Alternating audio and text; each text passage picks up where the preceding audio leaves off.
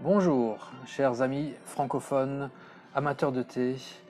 Bienvenue à un nouveau cours hebdomadaire avec moi, Stéphane Erler, le fondateur du blog Tea Masters et de la boutique tea-masters.com. Bienvenue sur ma page Facebook si vous me rejoignez maintenant en live ou bien sur YouTube si vous me suivez en différé. Et n'oubliez pas de faire des likes et de souscrire à l'une et l'autre page. Cela m'aide à ce qui paraît dans le référencement afin que un plus grand nombre de gens arrivent à voir mes vidéos et à bien connaître et partager l'amour du thé. Donc aujourd'hui, nous avons un thé très particulier que je vais déguster et un sujet assez original, je crois. D'habitude, on se plonge dans le passé et on essaie de comprendre le passé, l'histoire, la culture du thé. Mais aujourd'hui, nous allons faire plutôt quelque chose tourné vers l'avenir et essayer de comprendre comment quelque chose vieux comme le monde, le thé, peut nous aider à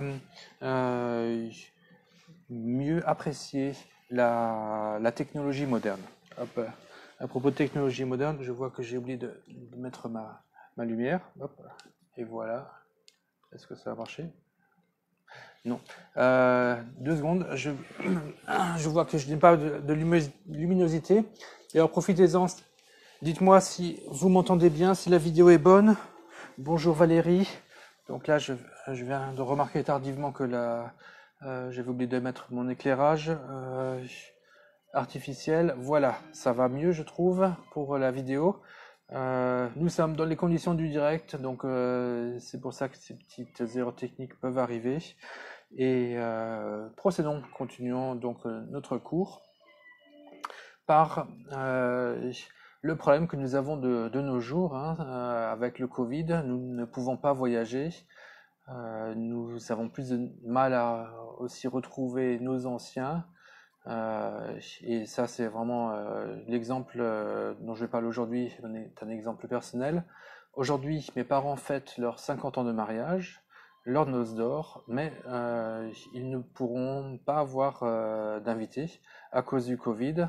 Et parce qu'il est impossible de se déplacer de nos jours. En plus, ils ont fait le choix d'habiter maintenant dans un pays du sud de l'Europe avec beaucoup de soleil pour profiter bien de leur retraite. Après 70 ans, je crois qu'ils avaient tout à fait le droit, ils l'ont bien mérité. Et donc, comme il n'est pas possible d'aller les rejoindre là-bas, même si j'aimerais bien, on est obligé de faire avec. Et donc, avec les moyens du bord, avec les nouvelles technologies, on peut faire des conférences Zoom, ou bien, en fait, on peut aussi s'appeler par Skype. Mais l'inconvénient de ces technologies modernes, c'est quand même qu'elles sont très froides. On a un écran. On a maintenant, en plus de la parole, on a encore la vue, on peut se voir, mais souvent quand on prend son appareil euh, téléphone ou bien si on est avec un petit ordinateur portable, l'angle n'est pas très bon, on a l'air un peu bizarre, c'est plein écran sur le visage. C'est pas vraiment toujours ce qu'il y a de plus beau à voir. Et donc, ce genre de communication par vidéo, par téléphone ou par tablette est vraiment assez insatisfaisant. On n'a pas toute l'interaction du corps, le toucher, on n'a pas les odeurs, on n'a pas une sensation de beauté qui nous réunirait dans un endroit commun. Et donc, on y perd beaucoup en fait. Bon, certes, c'est mieux que rien, mais j'ai envie de vous montrer qu'il est possible de regagner une partie de ces impressions perdues euh, afin d'en faire une expérience qui ait plus de sens et qui soit plus mémorable. Parce que le problème, je ne sais pas si, si vous l'avez déjà remarqué, essayez de vous rappeler, c'est quand la dernière fois que vous avez passé un coup de fil vidéo mémorable. Quel est le coup de fil dont vous vous rappelez par smartphone à vos amis ou à vos parents ou à votre bien-aimé? Vraiment, c'est très difficile que ça marque la mémoire parce qu'il n'y a que le son et la vue. Et on sait que la mémoire, elle fonctionne le mieux quand un maximum de sens sont impliqués. Quand on a à la fois, quand on est immergé dans une expérience par le son, la vue, les odeurs, le toucher, le goût, tout ça, ça nous aide à former des mémoires et à rendre l'expérience aussi plus pleine, plus intéressante. Donc si on a juste la vue et le son, ça a du mal à marquer. Et c'est pour ça que j'ai eu cette idée à l'occasion des noces d'or de mes parents, de faire un chashi qui ait un sens et qui va me rapprocher d'eux parce que déjà, boire du thé pendant qu'on discute, ça permet de s'humidifier le palais. Maintenant, ma gorge devient un peu sèche à force de parler. 2, le thé va m'apporter une certaine vivacité vu qu'il y a des agents actifs, de la théine, des polyphénols dans le thé qui vont m'apporter de la vie, de l'énergie. Et puis, le thé va aussi m'apporter une certaine chaleur. Donc, on va compenser la chaleur humaine par la chaleur du thé. Alors, ça, c'est déjà d'un point de vue très basique, mais on peut encore associer d'autres sensations. Par exemple, la sensation du toucher, le fait de toucher et de poser la tasse en porcelaine sur les lèvres, c'est pratiquement comme un baiser. On peut s'imaginer qu'on fait la bise à nos parents ou bien à nos amis à ce moment-là. Et en choisissant un thé qui fasse du sens, qui convienne bien à la personne qu'on appelle, on va arriver un petit peu à connecter le thé avec cette personne-là. Donc les deux vont faire un petit peu un dans notre mémoire, dans notre cerveau. Et ça va aider à enrichir la conversation et à enrichir les sensations qu'on a durant cette conversation. Donc par exemple, pour les 50 ans de mariage de mes parents, j'ai choisi un pu'er des années 70, qui a environ 50 ans. Alors, je suis déjà en train de l'infuser plusieurs fois depuis ce matin. J'ai fait des cours en anglais et en allemand. Et donc, j'en ai encore dans la théa, mais je voulais vous le montrer. C'est un thé pu'er en vrac. Et forcément qui ne sent plus beaucoup parce que après environ 50 ans, les odeurs baissent en intensité. Et ça, c'est un petit peu ce qui caractérise les anciens thés. Ils deviennent de plus en plus sages, de plus en plus doux. Mais il y a encore plein d'arômes, plein de saveurs lorsqu'on infuse les feuilles. Et l'autre symbole de ce thé, c'est que quand il était jeune, il était plein de passion, un peu sauvage, trop puissant, trop d'énergie, un petit peu, parfois un petit peu amer même, quand il est trop fort. Mais avec le temps, comme un bon mariage, il s'assagit, les passions s'assagissent, et il reste une intimité, un côté doux, une tendresse, mais il y a encore de la vie, et il y a beaucoup de douceur dans ce thé. Et donc je trouve que de ce point de vue-là, vraiment, il convient très bien à cette occasion. Il fait beaucoup de sens et je suis très content de pouvoir l'associer dans ma mémoire à mes parents quand je les verrai tout à l'heure pour leur souhaiter mes meilleurs voeux pour leur noce d'or. Ensuite, si j'ai choisi cet thé en doré, en argent mais doré, c'est justement pour ces noces d'or. Hein, au départ, j'avais pensé une thé en Zhecha ancienne, qui convient très bien, qu'il rendrait le thé encore plus moelleux. Mais là, en fait, avec l'or, l'infusion va être plus puissante. Elle va vraiment sortir encore plus d'arômes du thé. Euh, pour la connexion avec mes parents, en fait, il y en a deux dans ce chabou. Euh, Direct, le chabou ici, c'est ma mère qui l'a fait. Il y a plus de 15 ans maintenant. Donc, je le protège un petit peu aussi en utilisant ces petits dessous de tasse faites aussi en kilt à la main, également par ma mère, avec des tissus qu'elle avait achetés à Taipei durant ses voyages, quand il était encore possible de voyager. Allez, je commence un petit peu à avoir soif. Je vais lancer une première infusion. En fait, c'est déjà la quatrième ou cinquième infusion de ce thé. Euh, Ensuite, euh, l'idée d'ici d'avoir deux grandes coupes bien surélevées, en fait, elles représentent mes parents, hein, qui sont à l'honneur aujourd'hui, forcément pour leur noce d'or. Et ces deux autres coupes, plus petites, c'est moi et ma sœur. Donc forcément plus petits. Et puis on est également en Qinghua, donc on voit la descendance. Celles-ci d'ailleurs ont un design plus ancien de la dynastie Yuan, alors que ces petites coupes-là sont de dynastie Qing, mais la même descendance. Voilà. Et puis encore une chose, cette jarre ancienne de la dynastie Ming, en fait, c'est une trouvaille de mon père au puce à Taipei. Il avait fait cet achat un petit peu à l'aveugle, juste parce que ça lui plaisait. Et quelques mois plus tard, T. Parker avait sorti une jarre très similaire en expliquant que cette jarre était vraiment ancienne, datant de la dynastie Ming, et que ça avait été authentifié.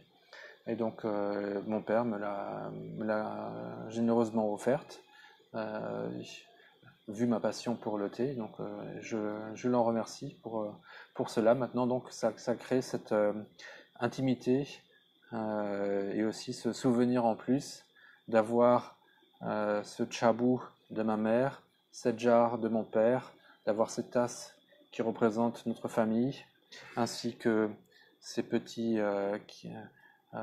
hexagones en kilt qui sont un petit peu comme des petites fleurs, des petits pétales de fleurs en dessous, et qui vont protéger le chabou de ma mère, et qui vont m'aider également à toucher euh, la théière en or parce qu'elle va devenir très très chaude, hein, la théière en argent doré.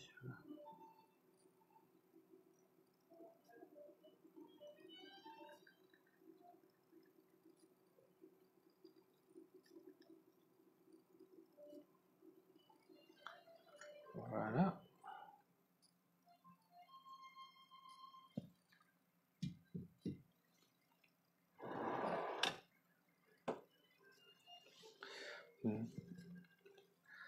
Donc ici avec ce chashi, hein, ces fleurs qui représentent également la couleur dorée et le soleil de la Méditerranée. Hein, mon idée, c'est de créer une beauté qui va permettre plus de plaisir lors de l'interaction en vidéo, hein, un plaisir partagé par moi et par la personne qui me regarde, donc mes parents. Ça va également m'aider à faire une mémoire de cette rencontre virtuelle, hein, parce que c'est plus difficile de mémoriser des choses qui sont virtuelles. Hein, on a besoin de la sensation tactile pour se souvenir. Le corps n'est pas un esprit pur, hein, il a besoin de sentir ce lien avec ses cinq sens pour bien mémoriser les choses. Et avec le thé, donc j'ai la chaleur, j'ai quelque chose de doux, j'ai aussi la sensation de la porcelaine bien lisse sur ma lèvre.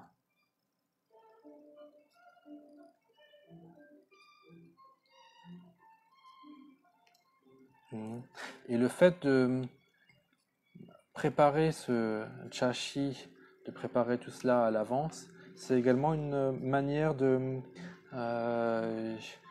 penser, d'avoir une pensée à la personne à laquelle avec qui on va parler, et de lui montrer une preuve d'amour en fait. Donc là, j'ai expliqué comment ça marche avec pour moi, pour mes parents et leurs noces d'or, mais donc on pourrait penser donner un coup de fil à un bon ami jeune, et là peut-être que je prendrais plutôt un oolong de haute montagne si cette personne est énergique.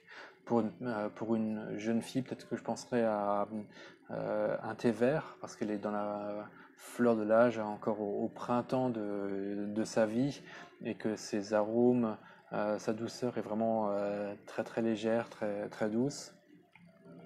Avec un grand-père, je penserais plutôt à un oolong torréfié, pour le côté traditionnel, pour le côté épaisseur, un caractère épais, un caractère trempé, qui a vécu beaucoup de choses.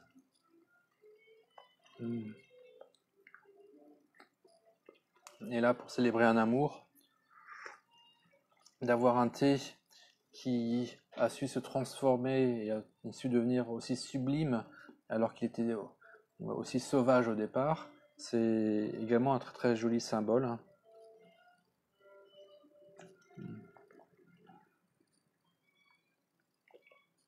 Et la pureté, là, vraiment, elle est encore plus forte avec cette théière. Et vraiment, il est remarquable d'avoir autant de pureté, de limpidité, de douceur dans une théière en métal, et non dans une théière en zesha qui permet plus d'arrondir les angles avec sa porosité.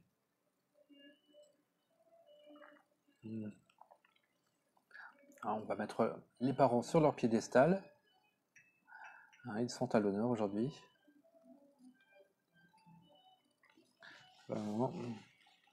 Merci Valérie pour dire que ceci crée une belle atmosphère. Donc c'est vraiment ça aussi l'idée de partager un beau moment avec la personne avec qui on va faire le Zoom ou bien le Skype, et d'y mettre un peu plus d'effort que simplement appuyer sur un bouton et faire ouais salut, comment ça va, t'as bien mangé, ouais. Donc en créant cette atmosphère, et puis une atmosphère peut-être chaque fois un petit peu différente, mais toujours avec un lien avec la personne qu'on appelle, on peut créer peut-être quelque chose en plus quoi, qui manque justement quand on fait une interaction de vidéo par smartphone. Il manque le côté vraiment réel, le côté naturel. Donc là aussi d'avoir un thé qui est naturel, ça aide à nous ramener dans le réel, et on n'est plus dans le virtuel d'une conversation vidéo. Alors, certains l'ont suggéré, si on est deux amateurs de thé, l'idéal c'est même de boire ensemble le même thé, mais même si la personne en face n'est pas un amateur de thé, rien que le fait qu'on boit soi-même du thé dans un tel environnement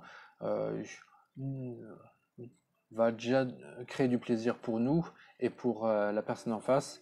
Elle peut voir la beauté de ce geste, la beauté des accessoires. Peut-être que ça va lui donner envie de boire du thé dans le futur pour partager encore plus ce genre d'interaction avec nous. Mais même si elle n'a pas envie, au moins nous, on aura associé quelque chose de chaleureux, de doux, de savoureux à cette expérience de cette connexion avec l'autre, et comme ça on peut plus facilement combiner les deux dans notre cerveau, dans notre mémoire.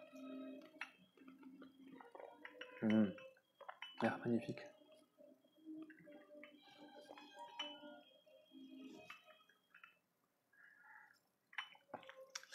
Donc voilà, je ne vais pas trop m'éterniser, vu que j'en ai déjà fait plusieurs fois ce cours en anglais et en allemand. J'espère qu'il vous aura un petit peu inspiré à réfléchir et peut-être à créer des choses similaires dans vos prochaines vidéos. Donc la meilleure façon de savoir, c'est si ça peut vous aider, si ça peut améliorer votre interactions par vidéo, c'est de l'essayer, hein. Et comme pour tout, hein, souvent l'essayer, c'est l'adopter. J'espère que cela vous donnera un peu plus de plaisir et que vous y trouverez du sens. Pour moi, vraiment, aujourd'hui, ça a fait un sens très particulier. Effectivement, peut-être que c'est pas quelque chose qu'on va préparer pour chaque coup de fil, hein. Parfois, on a simplement envie de juste donner de ces nouvelles, mais parfois, si on a envie justement de prolonger, d'aller un peu plus loin dans la conversation que simplement dire en deux petits mots un petit coucou, ça peut être un petit déclic pour montrer également à l'autre qu'on est prêt à passer un moment ensemble qui soit un peu plus agréable, parce qu'il est aussi agréable pour l'autre à voir, et l'autre peut voir qu'on s'y implique, qu'on a mis du sien, qu'on a mis sa passion, et que c'est parfois une certaine manière de dire beaucoup avec ces accessoires, avec cette mise en scène, plutôt que dire simplement avec des mots je t'aime. Parfois c'est plus simple de le dire avec du thé. Voilà, merci encore pour votre attention. Je vous retrouve la semaine prochaine pour un nouveau cours de thé. N'hésitez pas à me laisser vos commentaires ou des suggestions sous cette vidéo. Et je vous souhaite un bon week-end. Allez, bye bye.